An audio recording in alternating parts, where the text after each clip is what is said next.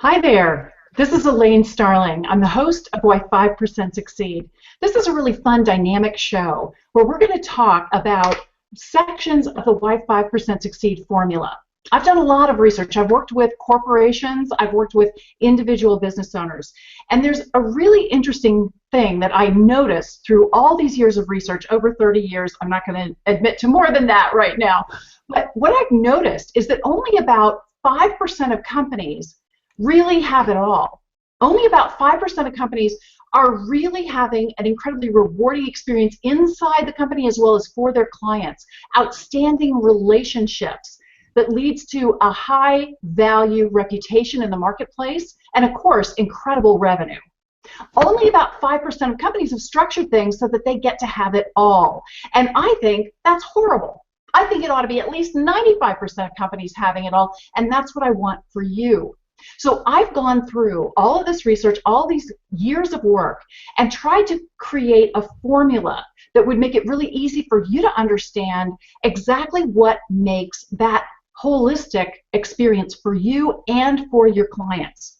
Now, I know this is kind of a no-brainer concept, but one of the things that I always remind people, the fastest way to make sure you have an incredibly successful business is to make sure that your clients are incredibly successful, because you are 50% of the solution.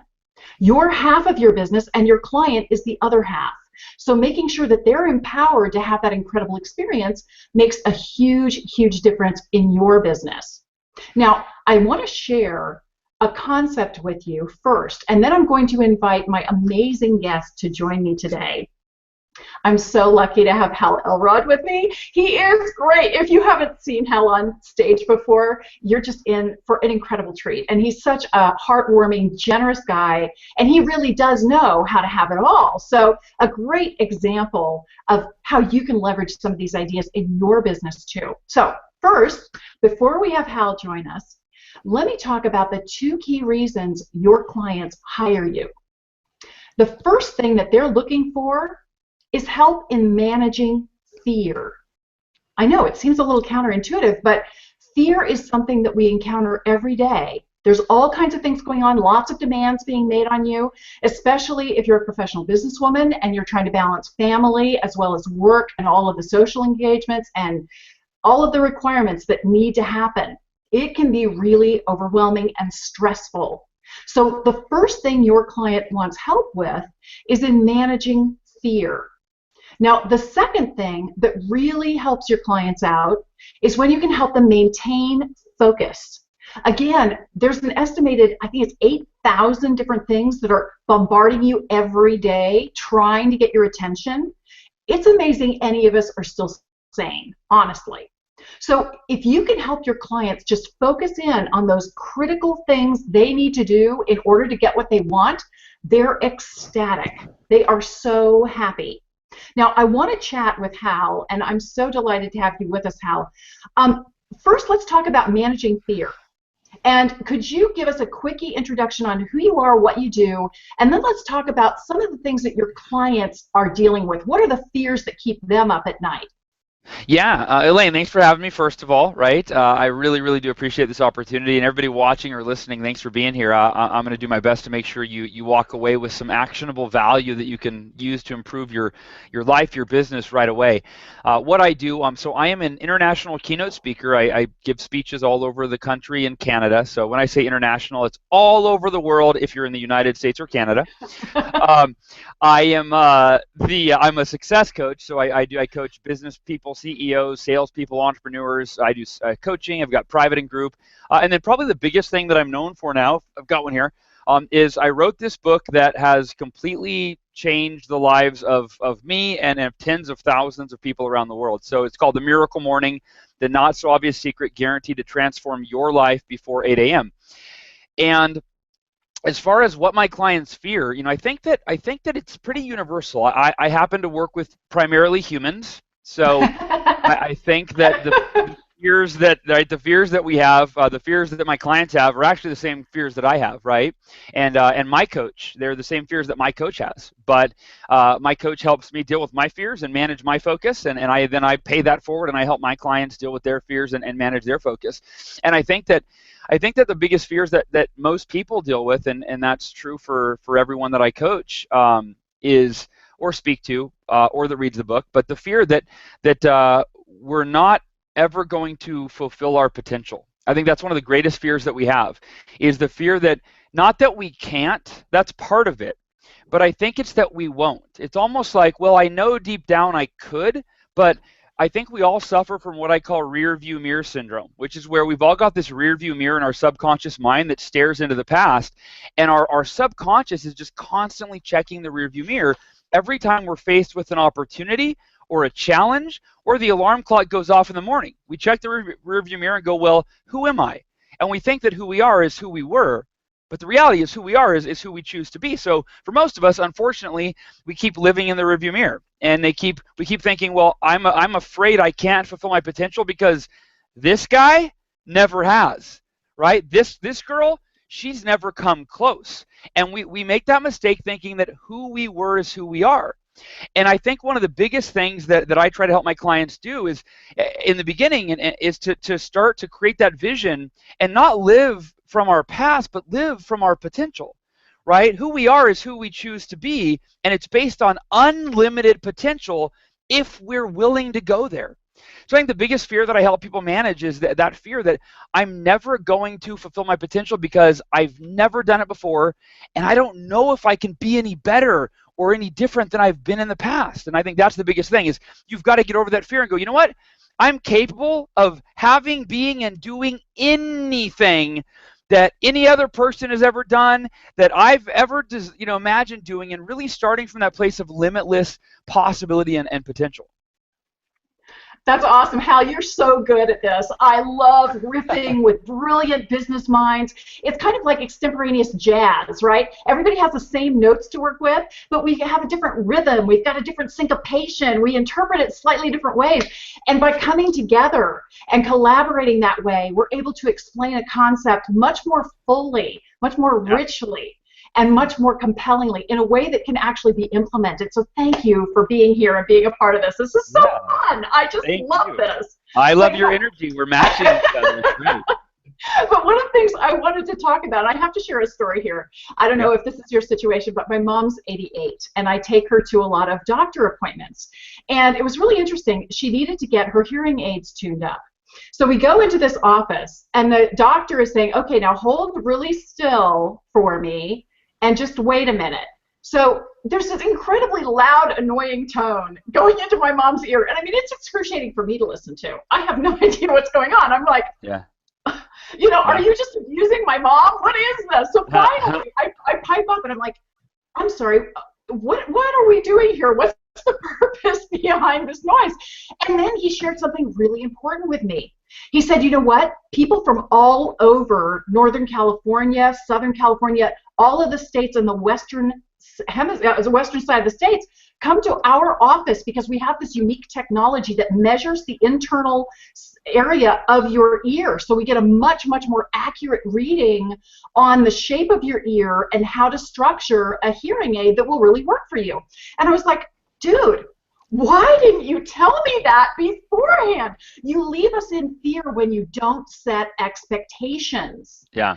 Setting expectations is one of the most powerful ways to get people on the same page and stop the fear. So, what are some of the things that you like to get people to focus on? What are the expectations that you like to set with people when you're first working with them and they're really uncomfortable starting out? So how can you help them get into line with where you're going and the vision that they have for themselves? Well, in the military, they call this or something similar to this planning for contingencies, right? It's they don't just go, hey, all right, let's plan the mission. Okay, here's what we're going to do. Do this. Everybody ready? Go. They don't do that. They go, all right, we're going to do this. Okay, guys, what could go wrong? Right? What could go wrong? Oh, yes, Sergeant, Bilko, that's a great point. They might know we're coming. So how do we prepare for that? right? Oh, right, Lieutenant Dan, what could go wrong in this regard? So they basically try to think through every possible scenario of what could go wrong, and then they plan according to all of those. So what are we going to do if that happens? Got it. What are we going to do if that happens? So with my clients, I try to do something similar, and it's what I found is I used to set the expectations where I would tell them what they needed to look out for. But what I do now is I actually ask them what they think they need to look out for. I ask them, what do you think might go wrong? So you're committed to wake up every day at 7 a.m. for the miracle morning, for example. That's your new commitment. You're going to get up an hour earlier and you're going to wake up. In the past, you've never done that before. So what do you think could prevent you from doing that now? And I let them tell me. And sometimes they might not know, and then I do step in and I go, well, hey, what if the alarm goes off and you don't feel like getting up? What are you going to do in that case, right? In the past, you've always stayed in bed. What are you going to do differently now, right? And I try to make it as simple as possible. I try to give them a strategy. Like, here's a simple one. This is from the Miracle Morning. For people that are not morning people, and they're like, I'm addicted to the snooze button. I call them snoozeaholics, right? I'm addicted to the snooze button. I don't know, I don't know how to not push it. I've been doing it for years. That rear view mirror syndrome. Alarm goes off. You think, what do I normally do? Oh yeah, I just hit the snooze button, right? I procrastinate a little bit longer, stay in bed. And so I say, all right, so if that might happen, how can we handle that? And so one of the strategies I give is I go, real simple. Let's move your alarm clock as far across the room as possible on the way to your bathroom. And then that way, you're not half asleep reaching over with your eyes closed onto your bedside table when it goes off. You actually have to get out of bed and walk across the room to turn it off. You're going to be 3 to 5 times more awake than if you were still in bed while you turned it off, right? And so that's one aspect. And then I will go beyond that. I'll say, okay, so when you turn the alarm off, why don't you decide before you go to bed what's going to happen next? The bed's going to be calling for you to come back into it. So why don't you commit and visualize before bed that you're going to go straight from the bed to go brush your teeth in the bathroom, literally. And I told him, visualize yourself turning off the alarm and not breaking stride, turning it off and just continuing to go all the way to the bathroom, wash your face, brush your teeth, and now it's going to be 10 times easier to get out of bed and beat the alarm clock than if you had it on your bedside table and you were just reaching over and turning it off, right? So I asked them what they think is going to hold them back so that they can have expectations, not based on what I tell them, but based on their own experience of what's held them back in the past. And then we try to figure out a solution or a strategy to overcome that. That's great. That is so key, because actually the more your clients are participating, the more committed they are to taking action. So I love that you've involved them in coming up with a solution that's going to work for them, identifying the potential roadblocks, and then also identifying potential solutions. They buy in and they own it. I love Brendon Burchard, who he always says, people support what they create, and it's so true. Yeah, I'll share a quote with you. I just ran my first live event this last weekend, and one of my close friends, John Vroman, was the keynote speaker. And one of his quotes just was powerful. He said, don't ask people the questions that you want answers to. Ask them the questions that they want answers to. And I thought, what a profound, right? And that's exactly what you're talking about. Yeah, don't ask people questions that you want answers to. Ask them questions that they want answers to. Yeah, and John Vroman's one of the best. He's one of the best communicators, and I mean, he makes everyone feel amazing every time he talks to them. So I wrote that down, and I'm living by it now.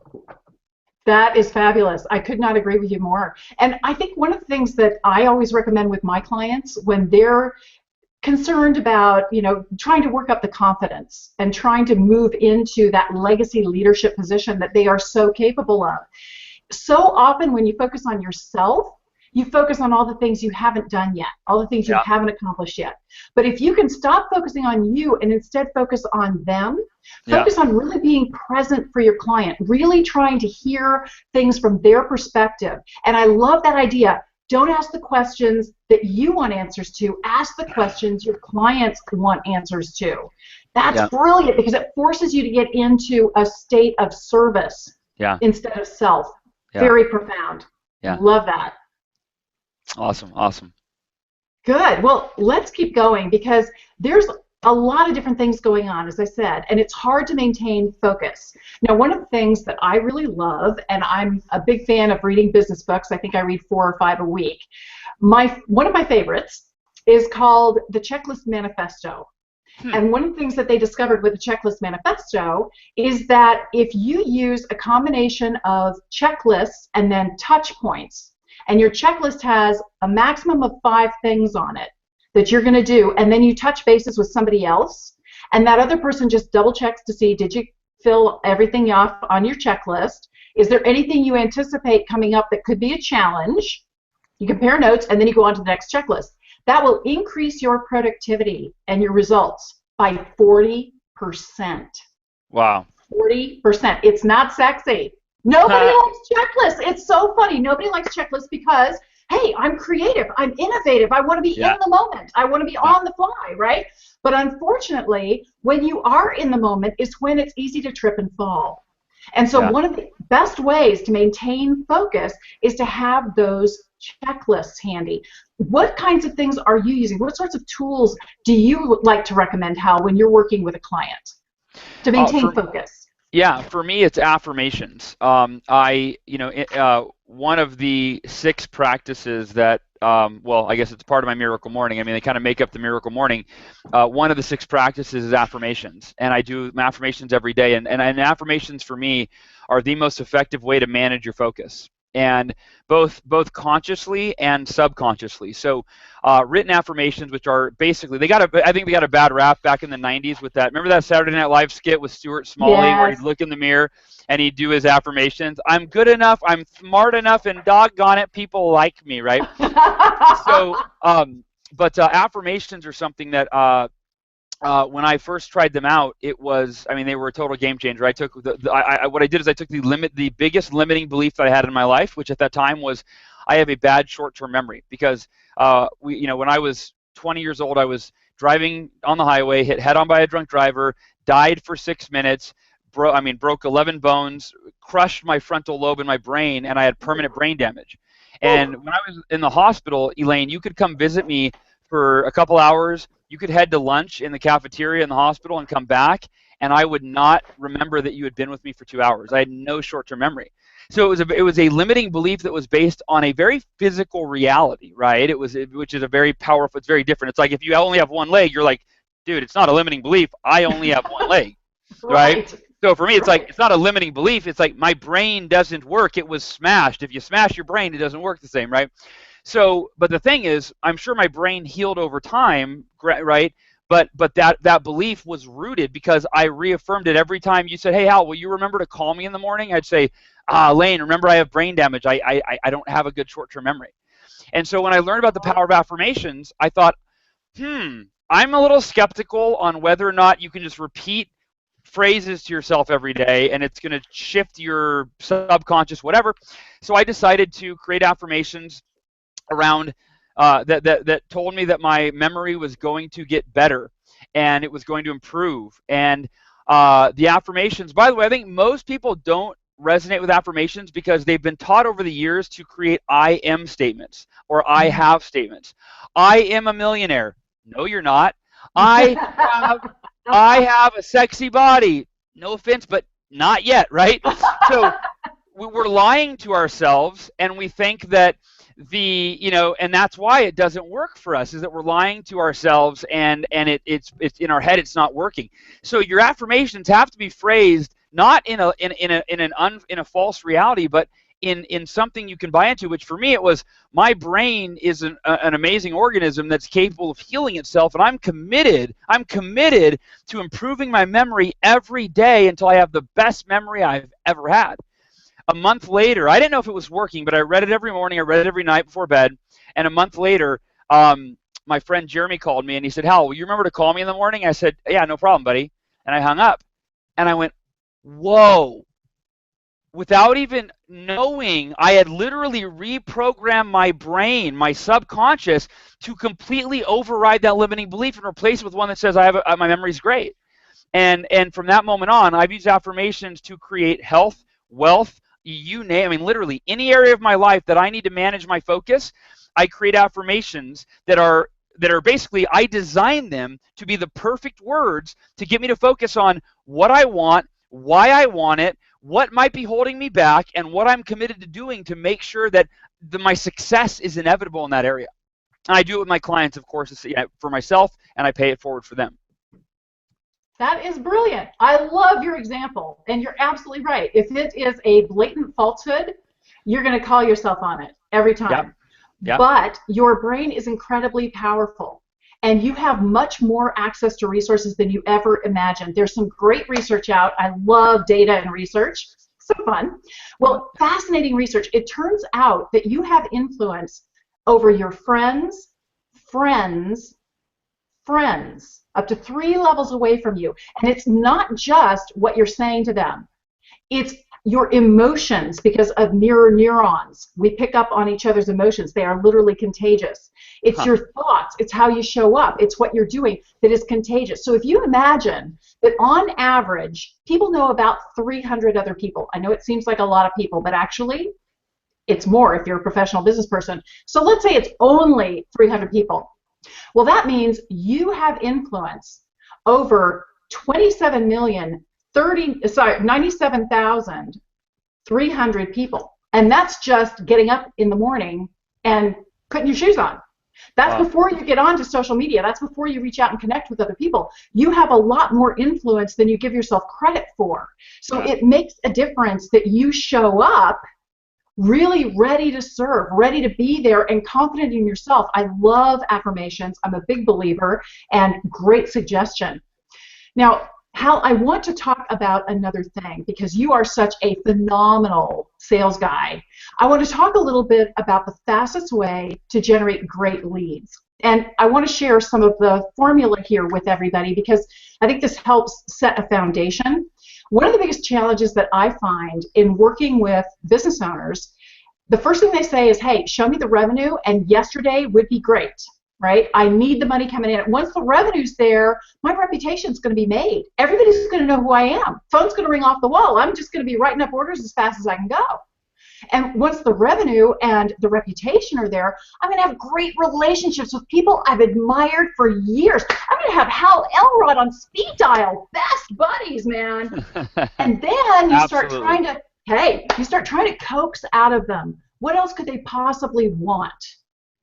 And they finally get to those incredibly rewarding experiences where they're really using their innate skills and gifts and making a profound difference for others. And they just feel so up and on and in the zone. And they're loving life. They're just being the best them they can be. And they just love that. But they think, oh my gosh, I have to go through all this stuff. And then maybe if I'm lucky at the end of my life, I'll get 10 seconds of that. Well, in reality, the fastest way to grow your business is to flip that into the opposite order. Start by creating an incredibly rewarding experience. Because if it's rewarding for you and it's really rewarding for your client, remember, the fastest way to have a successful business is to make sure your clients are really successful. So when they walk in the door and they're greeted with enthusiasm and they're having fun because they're hanging with you, that's when they want a relationship with you. All a relationship is a series of rewarding experiences. You want it over and over again. It's like a drug. You can't get enough of it. And when you have these great relationships, you have standards for yourself and how you want to show up. But it's your relationships who are communicating to the rest of the world who you're being. It's really your relationships who own your reputation. So when your rewarding experience, your relationships, and your reputation are solid, the revenue is unavoidable. It's just pouring in. So I want to talk a little bit about that incredibly rewarding experience. So I'd love to have you be my little guinea pig here, Hal. Talk a little bit about that rewarding experience that you create with your clients. I mean, I think that there's a few things, right? There's the internal experience that I create for them, and then there's the external experience, which ultimately just really leads to the internal experience, right? How they feel about what they've accomplished as a result of working with me. The internal experience is one thing that I've found myself at times losing sight of as a coach. I've gotten so focused on the results that I've forgotten about the emotional experience with the client, and so for I'm always conscious now of really building that person up and just really breathing belief into them and letting them know that I believe in them, and then that, and why I believe in them. I try to give them evidence of not just rah, I believe in you, you can do it, but I believe in them, and then I remind them of, hey, look at how far you've come. Right, look at how far you've come. You've accomplished so much already, and it's only going to get better from here. And I remind them of specifically what they've done. So that's kind of the internal experience. It is being their cheerleader. They're believing in them. Here's what it is. You really have to believe in people bigger than they believe in themselves, right? Especially as a coach. But as anyone, as anyone who serves others, right? You've got to believe, whether you're a parent, a coach, or you sell a product or service. How is your client? I mentioned the biggest fear we have is not being able to achieve our potential. So how can your product or service, how can it contribute to helping someone achieve their potential? And their potential, it might just be their potential to be happy, right? So your product or service might not be helping somebody, make more money or be more successful, but maybe it's an iPod, right? And they want to have a great life, right? They want to live to the fullest. So that's why you see that, an Apple commercial where you see just people dancing and smiling and having a great time, right? They're selling that experience of living life to its full potential, right? So it's really universal, and anyone can apply it to whatever you do. And then there's the external, right? It's just making sure that your clients are making measurable progress towards whatever they want for their life, and that you're reminding them that they're doing it, because they forget, right? We tend to focus. In the Miracle Morning book, I have this section on what I call gap focus. That most of us, human beings, human nature, for whatever reason, is to focus on the gap between where we are and where we want to be, or who we are and who we want to be, or where and who we are and where and who other people are that we then envy, right? And we focus on this gap in a negative way, not in a way like, wow, look at how much room there is to grow. Woo! It's like, no, look at how inadequate I am, and look at how much I suck compared to other people, right? And look at how lame I am compared. Oh man, And so I think that instead of gap focus, right, we've got to focus on the gap behind us, not the gap in front of us as much as the gap behind us, and go, look at how far I've come. Look at how far I've come. And for me, the first time I really got that was I reviewed, it was my first year of journaling, where I journaled for an entire year. And at the end of the year, I went back and I read my journal entries for the entire year. I journaled every day for a whole year. And most years end, and this is most days, with that gap focus, you're like, oh man, could have done more. I didn't achieve everything I wanted to, right? And that all that does is hurt your self-image and your self-confidence, and therefore you continue to achieve less than you're capable of, because you create an identity around that's who you are, because you're focused on the gap. So at the end of the year, I read this journal, and rather than finish the year going, man, another year went by where I didn't achieve everything I wanted, right? I read it, and I'm like, holy, I did that? And I literally had a piece of paper, and I wrote down everything I accomplished for the year. And I'm like, it was like 28 things long. And I would have had no awareness of those 28 things, because I'd forgotten 99% of them. And I went, wow, I'm kind of a badass. If I did all of that in the last 12 months, and now I'm better than I was then, I know more than I knew 12 months ago, imagine what I could do in the next 12 months. So that's it. I think that you got to create that experience for your clients of helping them see how far they've come, and then helping them see how far they can go, and then breathing belief into them that they absolutely can do it, and you can help them get there. That is fabulous. I'm inspired to share an exercise that I usually have my clients do too, because your example was right on the money. I like to have my clients pair up as accountability buddies, and I do something called a daily celebration.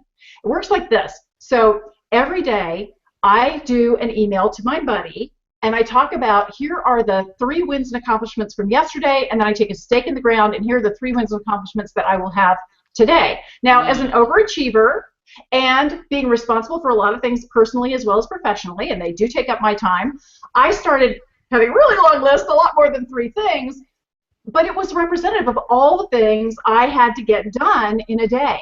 And I had a long, hairy list. And I send that off to my accountability buddy. Well, it's easier for her to get up for me than it is for me to get up about what I'm doing. So she replies back to my email and comments next to each one of my action items, raving about what a great job I'm doing and how fabulous my contribution is and how far I've come and cool resources and tips that could really help me with this project that I'm doing, that kind of thing. And then she sends it back to me. Well, I do the same thing for her. It's a whole lot easier for me to get excited about what she's doing. She's way cooler than I am. Are you Sure, kidding me? of course. Right? So I get a double win. Not only do I get excited for her, then I get to hear how awesome I am. And it was like, what? Who is this? Who are you talking about? Yeah. But it was really interesting, the growth that happened when we started doing this. We've been doing this for 5 years now. But over time, I used to beat myself up all the time for not getting enough done. But I've been really blessed to have parents who live nearby. I wasn't blessed with children, but I was blessed with parents. And as they have gotten sick, we have been able to be really available to them and take them to doctor's appointments and do a lot of things with them. And it's time that's blessed time that you never get back. I wouldn't spend my time any other way. So I had to suddenly realize, wait a minute, I am living the life of my dreams because I'm able to be there for my parents, and I still have a great business that's thriving and growing. So it's a wonderful exercise, this daily celebration through email with an accountability partner, just to get a feel for truly what's going on in your world so that you can celebrate life a lot more. Yeah. I love what you're doing, Hal. Thank you. But I'm going to move on because I know we're getting a little short on time here. And again, I want to take advantage of your sales genius. And let's talk a little bit about the fastest way to close leads. Now, one of the things that I've learned from one of my mentors, great guy by the name of Frank Kern, he has a policy where he likes you to do some free teaching where you are providing results in advance. So you're taking people through a process and you're actually teaching them the process every step of the way. So they get, it's almost like a free demo or a free trial when it's a product, right? Somebody will give you a taste test, a wine tasting, right, before you buy a bottle of wine. Well, when it's consultative services or you have a professional service, it's a way for you to give a taste test of your services. I love that concept. Are there some activities or things that you do with your clients, maybe a newsletter or some way that people can get to know you a little bit, where they can experience results in advance with you, Hal? Yeah, absolutely. So in the past, I've done one-on-one coaching, like a complimentary consultation, right? Where like a 30-minute call where I ask them, they have to prepare for the call, their top 3 wins, 3 things that are going well, similar to what you do with your accountability buddy, right? Their top 3 areas of improvement, and then the top 3 results that they want from coaching. And when we get on the call, I have them share that with me, and then now I have clarity on what's going well in their life, what could be going better, and what they really want to get out of coaching. And then I kind of give them some insight on first of all, just the clarity that they get is like, wow, it was so helpful for me to, write this stuff down, right? So that in itself is valuable. But then on the call, I don't know if I would call it giving them full on coaching, but it's just kind of talking about what's possible in those areas, right? So how they can take those wins and magnify them, how they can take those areas of improvement and they can absolutely improve or completely ratify those, and then the results that they want, how those are possible in coaching, and maybe give them examples of how I've gotten it for other clients. I will tell you though, the best thing I've ever done that has absolutely radically transformed my business, my income, my influence, everything, is what I held up earlier, which is the Miracle Morning. Writing this book, I don't have to have that call anymore. They go, I read your book, Hal. It's completely changed my life, and I want you to be my coach, and I'll pay any amount, right? I just put on my first live 2-day event. I said, raise your hand if you read the Miracle Morning, and that's how you got here. And there were 220 people in the audience. I think 99%, maybe 97%, everyone had read the book. I told a good friend of mine who he had a corporate job that was paying him 6 figures. This was probably 7 years ago, and he said, Hal, I want to leave my job. I want to do what you do. I want to be a coach. I want to be a speaker. I said, okay. I said, the first thing that you need to do is write a book. It'll be a total game changer. It gives you a totally different level of credibility. You're now an expert. You have a book. Your face is on the cover of a book, right? And he didn't take my advice, at least not for a year or two.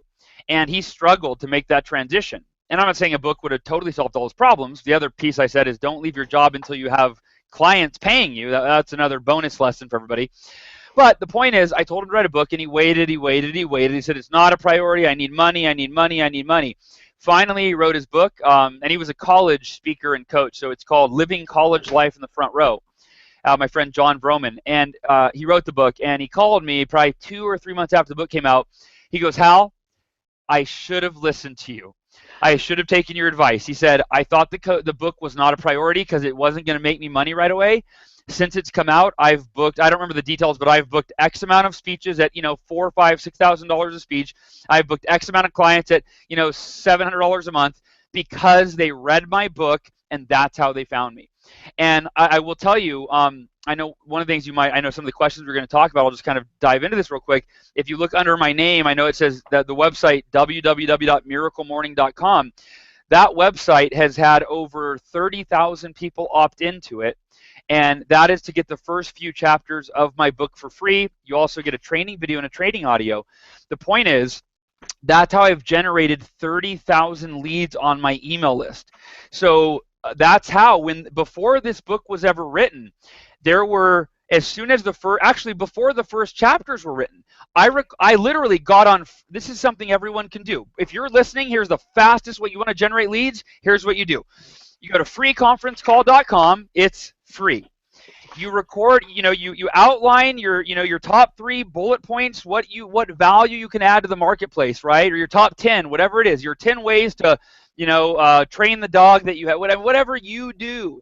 You record an audio, right, where you give some tips. Maybe you create a 1-page handout that can go there as well.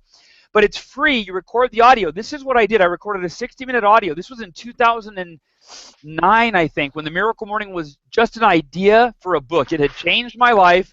It had changed my coaching clients' lives, and I wanted a way to share it with the world. I recorded this 1-hour audio. Elaine, can anyone do that? Anybody can. And it takes Easily. 1 hour and $0, right? And then you want to go to leadpages.com. Lead, L-E-A-D, leadpages.com. And you create what's called an opt-in page, which is where, right, and it's so simple. It's plug and play. You don't have to have any technology. You don't have to be technologically savvy.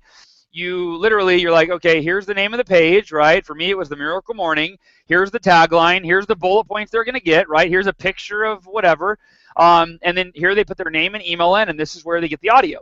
So I put that up, and over 10,000 people over a 3-year period opted in to get my free audio for me. It was all word of mouth and me posting it on social media. That's it. But here's the deal.